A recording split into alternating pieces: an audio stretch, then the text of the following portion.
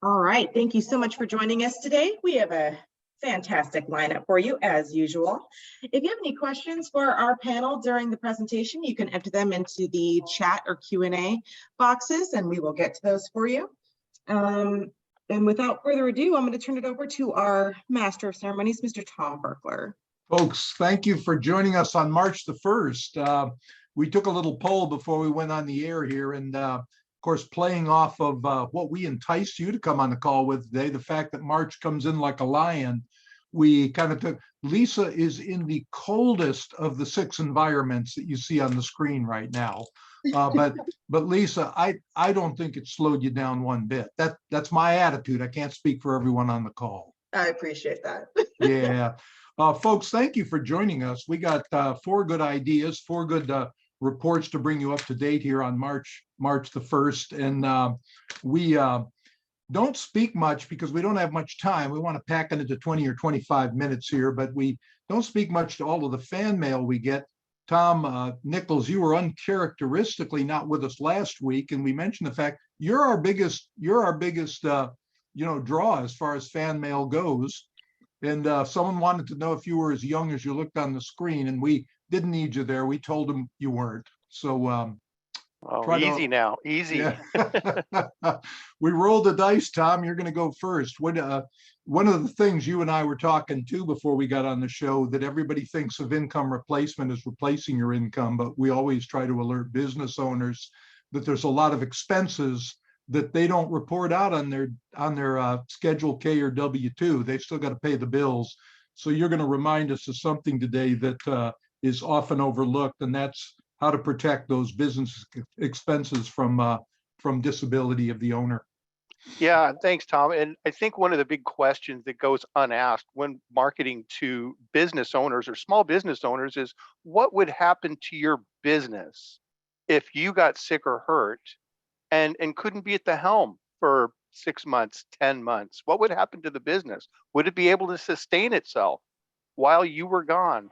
If you're talking to attorneys, talking to CPAs, dentists are the #1 purchaser of business overhead expense insurance. So if the business owner gets sick or hurt, this will reimburse them for all their expenses to keep the business afloat while they recuperate from their illness or injury, which could be months, depending on the severity.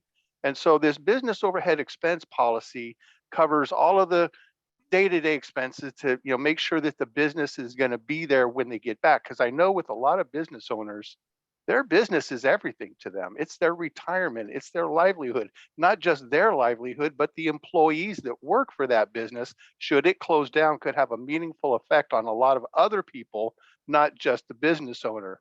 Now, I'm happy to say that in the month of January, we had a record number of business overhead expense cases come into CPS. And I think the multi-life, we had a lot of multi-life cases because a lot of partnerships. We had a law firm where they had 5 equity partners all purchase business overhead expense. So that way, if one of the partners went down, their share of the expense, because I think they had a couple of paralegals, they got a lease on the building, they got utilities, insurance, all these things that each of the partners would contribute to, that would be covered until they got better and back to work again, or at least the business wouldn't be affected if they were going to have to sell their shares of the business because they're not coming back. Now, one of the things also with the business overhead expense is that those premiums are tax deductible to the business as an expense. So that's another attraction. If you're a property casualty agent that might be out there doing some workers' comp or doing an umbrella policy, just throw that question out there. What would happen to the business if you got sick or hurt and were out for 6 or 10 months? Would the business be able to sustain itself? And I've got an affordable plan that would make sure that the business is still going to be here when you get back, or if you're not coming back, at least you got a business you could sell that hadn't depreciated. Tom, Tom. Yeah, Tom, and your example, you mentioned the law firm with paralegals. Biggest expense we think of paying the light bill, payroll. What does the business overhead cover? Payroll? It does. It covers all of the employees' salaries And if you had to hire a replacement, in other words, if I'm a dentist and I need to get another dentist in there to keep the machine running, it'll also cover that replacement for the business owner. So that way, again, the business could still have cash flow if they can get somebody else in there to run the business while the owner recuperates. And that's certainly good if you've got several employees, but if you're a small business and just have one, you sure want to keep that one employee there, because they're kind of the whole show at that point. So Yeah, the whole you- thing. Yep, absolutely. all right, thanks. Business overhead expense. Lisa, and you're putting up the contact information as we go along, because I'm sure people want to call Tom about that. Matt Anderson, we were talking before we got on too. You're ambidextrous, is that what you said? Yes, that is what I said. So I'm going to skip right over that one and talk to you about long-term care today. But thank you for that intro, Tom. all right. What I find is that many of the advisors I work with recognize that there's a need for long-term care planning, but don't necessarily know how to have the conversation about long-term care planning with their clients. So we just want to make sure that you've got the tools that you need to have that conversation. So I thought I would share a presentation that I use myself when I'm talking to a consumer about long-term care planning. It's pretty straightforward. Hopefully you guys can see my screen now. But before I kind of start showing illustrations or sending over numbers, I feel like that's the worst thing to do. I feel like the first thing that needs to be done is to have a conversation with the client and make sure that everyone's on the same page, and first address these three questions. What is long-term care? What are the costs of care today? What are the costs of care down the road when they should need it? And then a couple of different ways that they could put a plan in place. So that's basically this conversation right here. I'm not going to go through it, but just going to flip through the slides so that you can see. Kind of addresses what is long-term care, how to qualify for benefits, talks about what LTC is not. So it's not going to cover you if you're in the hospital or it's not disability. Briefly touch on cost of care. This is certainly going to range depending on the actual care that you need, but to give clients an idea of how much care costs today, and then how much care is going to cost in the future. This is just projected out 25 years down the road. And then I talk about what's your plan, right? And there's really 4 different ways that you could put a plan in place for long-term care. Certainly you can self-fund, and that's what most individuals are doing right now if they don't have a long-term care plan. And then there's really 3 other options: traditional long-term care, hybrid LTC, and then of course life with an LTC rider. I'm okay with any of the 4. I always let people know, as long as they've looked at the options and determined that self-funding is the best option for them. After I have this conversation with the clients, then I just listen to their particular situation. I find out a little bit about their financial situation, what kind of assets or resources they have, what's their cash flow like. I talk to them about if they've had any experiences with long-term care. I talk to them about which type of these plans do they identify with most or find the most attractive. And then at that point, I tell them I'm going to put together some numbers. I go back and I put together some numbers. And during our next conversation is where I'm not going to send them the quotes, because the quotes are confusing and made for insurance professionals. I'm going to have a conversation with them and walk them through a couple of different options. It'll be the first time that they're seeing the numbers. I'll do a screen share with them, or if in person, I'll show them in person. But that way you really control the conversation.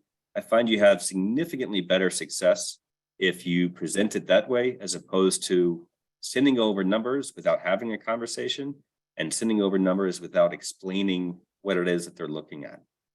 So that's just kind of a piece of advice that I think works extremely well when it comes to long-term care, and you've got to follow that process. And if you need a presentation to use, certainly happy to send you this one that you can use, repurpose, or customize as you see fit. Matt, you kind of led with the fact that this whole approach, you don't lead with the numbers, but the Correct. good news that you and I talk about a lot is that once you get to the numbers, in fact, we've seen a dramatic drop in the cost. And am I misquoting you from the past where you said it's not unreasonable to see 25% drops in premium over the past few months, half a year? Over the past couple of, actually, as of this year, really, We've seen several carriers do significant repricings. It's really a result of the higher interest rate environment. The good thing, like annuities, if you lock in that rate today, you get to lock it in down the road. The same can be said for hybrid LTC, because if they drop the premiums today, you're getting guaranteed premiums that cannot be changed or altered. So you're taking advantage of the higher interest rates and locking in the cost of care indefinitely. So Yeah, thank you. About a 25% reduction in cost. Yeah, that's big. Thank you, Matt. And not to drop this issue of your ambidexterity, if you give Matt a call, he's going to give you quality service no matter which hand he picks up the phone with. That is 100% correct. Left or right. Don't overlook that. Brian, we can't talk about inflation without thinking what's going on with annuities. You and I talked again before the show started that one of the things you like to emphasize with regard to now with an annuity being able to lock in these higher rates, that other asset possibilities where they are right now is indicating maybe they're not going to respond as enthusiastically as the annuity market is. If I kind of push you in the right direction on that with where you want to go as far as alerting clients to annuity sales. Go ahead, you're still on mute there, Brian. Bring that up and sorry about that, Tom. Yeah. And thanks for the introduction, Tom. And it's always on people's minds in the news everywhere. Seeing it, we're reflecting the higher rates. People are seeing them, but I always encourage people to just to piggyback off what you said is just look at the annuity and look at the longer term rates that they offer. A lot of bank CDs don't really offer higher rates past 1 year, meaning they don't trust that interest rates are going to stay at this level longer than a year. The ability to take rates that aren't where they haven't been in 10 to 15 years and be able to lock that rate in for 5 years is an incredible opportunity that's in the marketplace. And we've seen that through the record apps that we have coming in so far. On the 1 year fixed, it's now paying 5.63%. And you're seeing the biggest jump in interest rates that we've seen since we peaked in November. And then on the fixed index side, which has been another category that's been a beneficiary of the high interest rates, our cap rates are starting to edge up higher. We'll be focusing on alliance benefit control. We're working with clients that are looking for to secure a lifetime income, the highest lifetime income, as well as leaving a legacy. And we'll be doing on March 16th. We'll be bringing our partners from Alliance to speak about how that strategy and what's working with advisors out there on the street. So look forward to going back. But mainly, the focus on has been taking advantage of the rates while they're here, because as we've seen in the past, 2002, people looked at the shorter end of the curve, and then we're figuring out what to do with their money when interest rates went low again. We've seen that happen after the 2008 crash, where people locked in the shorter end of the curve, didn't do the longer end of the curve, and we're struggling to find rates for the next 5 to 10 years. And now we're into where we're at. So it's another opportunity to go in there and lock in a high rate of return on your money, especially with the cost of inflation and the cost of capital. And Brian, just 2 quick points. One that everybody's aware of and that you always emphasize is that these lower rates that we can compete effectively against, like banknotes and things of that sort, are not tax deferred growth. So the better rates that you're offering with your annuities are even significantly better because of the tax deferred growth. And I want to pull forward something that you and the whole annuity team has been pushing, and that is always remember as you get into locked in periods of interest rate on an annuity, if something changes and they take a dramatic jump in the future, we still have that strategy that every year you get that 10% free withdrawal. You and your associates, Scott, and they can keep rolling money into higher amounts. So a lot of flexibility here. There is a lot of flexibility, and it can be used in a lot of different aspects. Go ahead and call Brian. He can pick up the phone with either hand too, but he's a little bit hampered on the left side. Matt, Lisa kind of texted me and said that when you got off the air there to take a call, our viewership dropped dramatically. Now I got texts from the other men on the call here, and they think it's because nobody was really that taken with the picture that you took up. So I'm going to let you flip either way on that one. Matt, big news on life insurance here, and we continue to emphasize this, is we've got about a 1,000-day window here for high net worth clients with regard to how much they can protect from estate tax versus what's going to happen on January 1/1/26. You're going to address that today. Go ahead, take the wheel. And thanks for the intro there, Tom. And you're exactly right. If you're working with successful clients, this is perhaps one of the most significant changes to the tax code that we've seen in quite a while.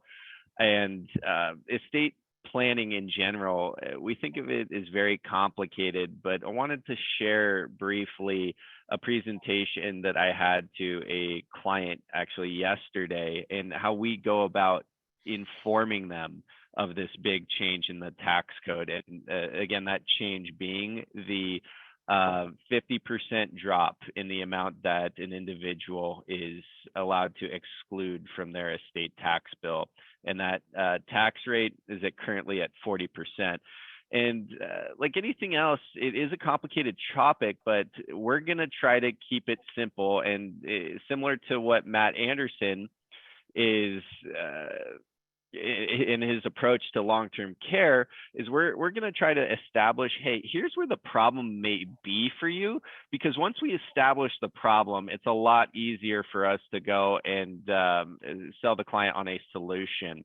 So here is what I would bring to a meeting. If you said, hey, Matt, I've got a first meeting with a client that perhaps has an estate tax problem. You'll see this is actually a 76-year-old client, and his current net worth we estimated at about $11.25 million. In this year, in 2023, he can exempt $12.9 million. So he's fine. He's about $650,000 away from having an issue with this estate tax, which is, again, the tax rate on assets inside your estate above this exemption, 40 cents on the dollar. What I would like to draw your attention to is this change that Tom and I are talking about. In 2026, day one, minute one, second one of 2026, if this client were to die, he is now only allowed to exempt $6.4 million, give or take a little bit of change there, out of his estate. That now leaves his family with an estate tax bill of $2.3 million. This is a really big and really significant change with regards to the amount of money that your clients or your clients' children, grandchildren, whomever, are going to inherit. And you'll see, just based on that 1 year, the net amount of money that is going to the kids, again, nothing to sneeze at, they're going to eat, but 12 million in 2025 and 9.9 million in 2026. That doesn't feel very fair to me, but there's good news here. There's really two ways to attack this problem. One, we can start gifting, right? We can move money out of your current estate and into trusts and other devices that, one, reduce that bill. Number two, we can also look at implementing solutions with leverage, and that might be life insurance. So again, in the nature of keeping it really simple, we're going to show you, what if we gifted $1 million out of the estate? That seems like a big check, but again, we're going to show where the value is. We gift $1 million out. The good news, we've just reduced the amount that you're going to be potentially taxed on. Number two, I can instantly turn that $1 million into $2 million of tax-free, giving you leverage, right? A lot is made about, in the estate planning world, IRRs, or internal rates of return. I kind of don't like to talk about this with a client because it's a little bit esoteric and people don't understand it. Let's look at the columns that I like, which is column 10 and 11. How many dollars did I save you? How much more did I give to your kids just by moving, again, $1 million into a different bucket of your estate? Well, in 2023, I saved you $1 million. 2026, when that is going to change, I've saved you 1.2 million versus doing nothing. And over in column 11, you can see the percents. You could think of these as the percent discount on your taxes. If I'm able to have a conversation with a client and tell you I can save 12% on your tax bill in any given year, you've got their attention. And all we've done here is take a really complicated problem with some really complicated solutions and put it into a way that I think is digestible and simpler for the client. And any one of the life insurance wholesalers here at CPS would be happy to discuss any clients that you have, all the way up to the point of going out and doing that presentation with you. Again, this is a problem, big problem with a limited window that we have to solve it. And you know, Matt, you've, I think, in a very clever way, described this January 126 event as the Cinderella effect on your taxes, because at midnight, the coach is going to turn into a pumpkin. And the bad news is there ain't no gold slipper that we can see floating around here that's going to make things better. So the quicker you plan, the better. And Matt, you encourage people to get planning now, even though it's 2.5 years off, and you're thinking there's what?